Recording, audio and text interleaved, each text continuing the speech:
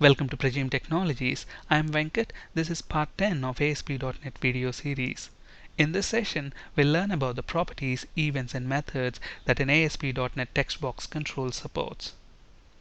We all know that the text box control is used to get the input from the user of the web application. An ASP.NET text box control has several properties that we need to be aware of as a developer. The most widely used property is the text mode property. Depending on how you configure this property, the look and feel and the behavior of the text box is going to change. For instance, if you set the text mode property of the text box to single line, then the end user can only enter a single line of text into the text box control. Whereas if you want the end user to enter multiple lines of text into the text box control, then set the text mode to multi-line. On the other hand, if you want to capture the password from the user, then set the text mode to password so that whatever the user types into the text box is masked. Let's look at that in action. I have an ASP.NET web application here which has got a text box and a button control on the web form. Now if you want to get to the properties of the text box control, right click that and select properties.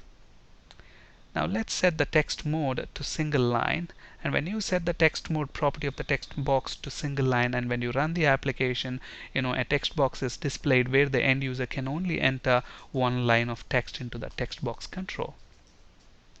On the other hand, if you want to give the capability of entering multiple lines into the text box control, then set the text mode property to multi-line. And look at this, the moment I change this to multi-line, look at what's happening. It changes into a multi-line text box. And then you can actually control how many lines of text can be entered into this text box using the rows property. So there is this rows property. For example, let's say I want to allow the end user to enter only 5 lines of text. I can set that to 5. And then when I run this, this multi-line text box is displayed, and when the user starts typing and if he exceeds 5 lines of text, look at this, I automatically get a scroll bar using which I can scroll up and down. On the other hand, if I want to capture the password from the user, I can set the text mode to property to password, and then obviously when we run this and when we try to enter anything into that text box, it will be masked and it will not be revealed. Alright, now let's set this text mode to single line.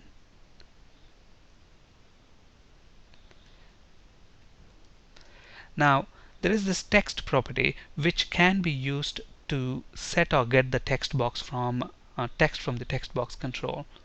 So this is one of the very commonly used password. Let's say I enter something into this text box and I want to append hello word along with whatever text that we have entered into the text box and display that. How do I do that? Obviously double click the button control, you get the click event handler, and I want to write something on to the response stream, so response.write hello,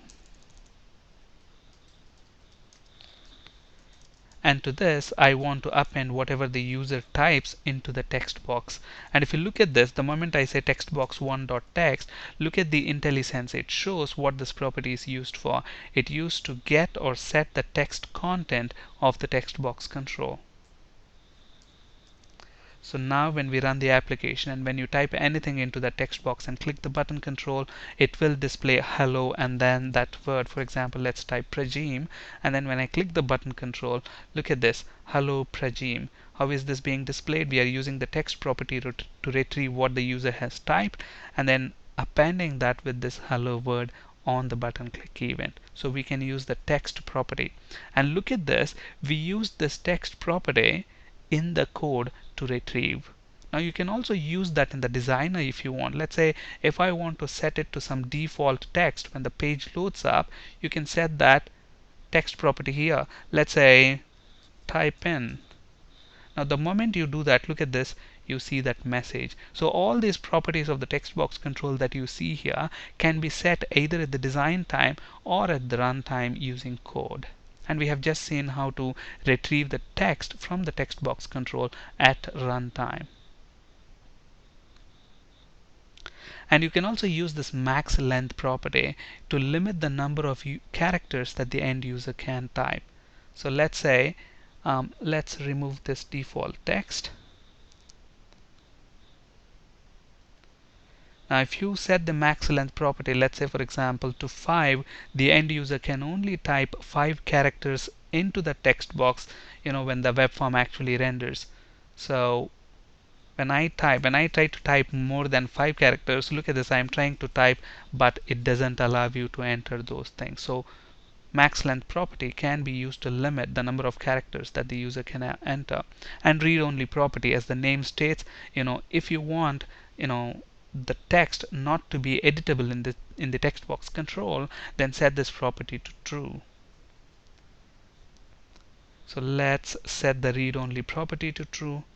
So F4 to get to the properties, and then if I select read only, by default it's false, and if you change that to true, and when you run the application, you wouldn't be able to type anything into that text box. Look at this, I'm trying to type, but you cannot do that because that's a read only text box. Tooltip, this is interesting property. The tooltip is actually displayed when the mouse is over the control. So if you set the tooltip, for example here,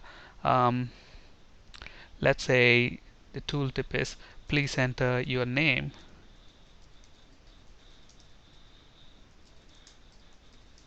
and then when you actually run the application and when you hover the mouse over that control, it's going to display that tooltip. So look at this, as I hover my mouse, please enter your name. So the tooltip is displayed when the mouse is over the control. And we have seen how to use the rows property to limit the number of lines to display for a multi-line text box, whereas there is another property called columns. We use this property to specify the width of the text box control in characters. Now if you look at this, we have height and width properties which we can use to control the height and width of a text box, but that one you can specify in pixels. But whereas if you want to specify the width of the text box in characters, then we can make use of this columns property.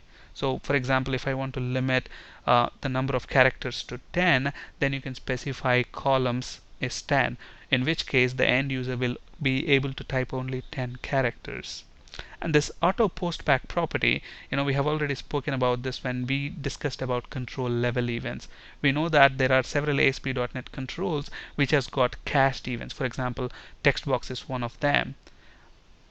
If you want to check the events that the text box control supports, what you can basically do is select the control and go to its properties window, and within the properties window, look at this lightning bulb symbol. So when you click that, this page will show you all the events that are supported by this text box control. Now look at this text changed event is the one that we commonly use. And when does this event get fired? This gets fired whenever the text in the text box changes, and by default this event is a cached event, meaning let's see what actually happens. Now when I run this page, but then we don't have the event handler, so let's generate the event handler. To generate the event handler, we double click the control. Upon double clicking the control, look at this, I have this event handler generated, textbox1 underscore text change. Now you might be wondering how is this event handler hooked to the text changed event of the text box control. If you actually look at the HTML, this is the text box control, and if you look at this, there is the properties, tooltip, read only, whatever we have set, but there is also this event on text changed. On text changed, we are calling a method with this name, textbox1 underscore text changed. So we are using this on text changed event basically, and we are hooking up this event handler to that event of the text box, text changed event of the text box control. So this is how the text box control knows it has to call this event handler when the text in the text box is changed. So obviously let's simply say response.write,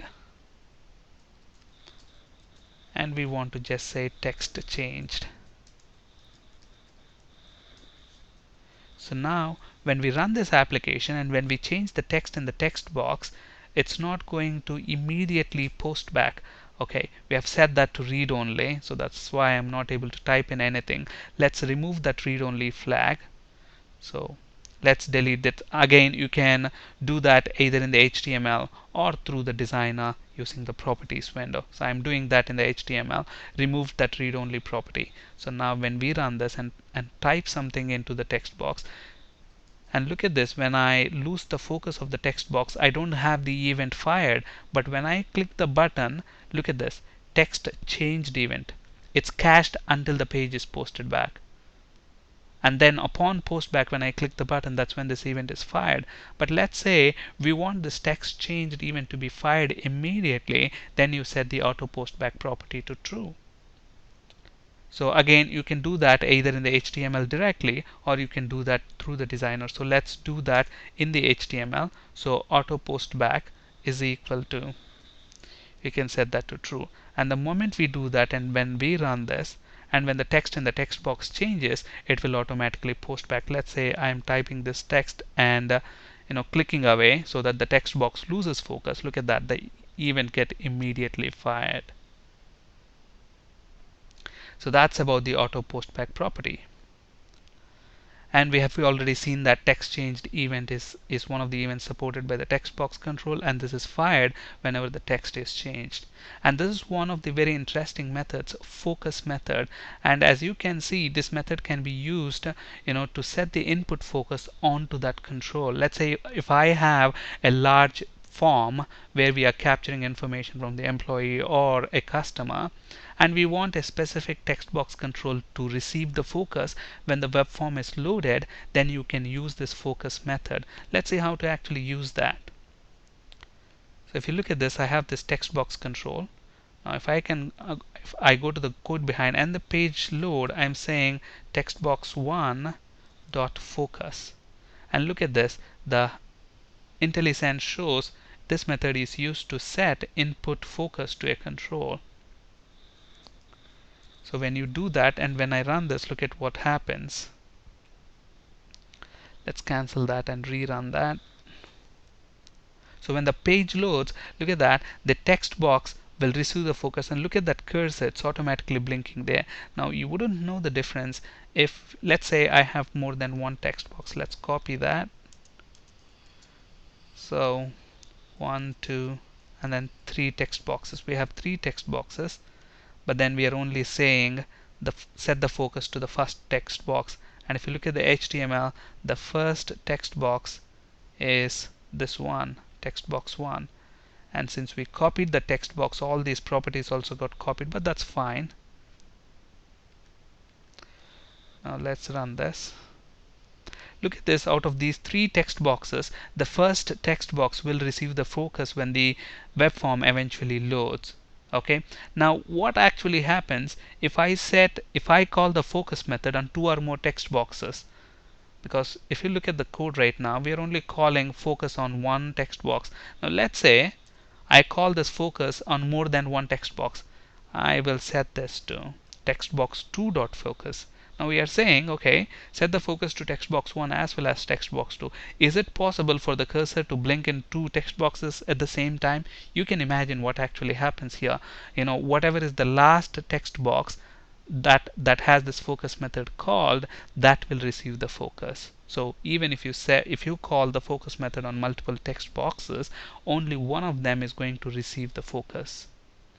So here the text box on which the last text box on which we are calling the focus method is text box 2. So when the page renders, you can see that text box 2 receives the focus. Alright. And we have already seen, to view the properties of the text box control, you can right click on the control and select properties. In the properties window, you can also find the events which will be shown using that lightning bulb symbol. All these properties can be set at the design time or at runtime using code. On this slide, you can find resources for ASP.NET C# and SQL Server interview questions. That's it for today. Thank you for listening. Have a great day.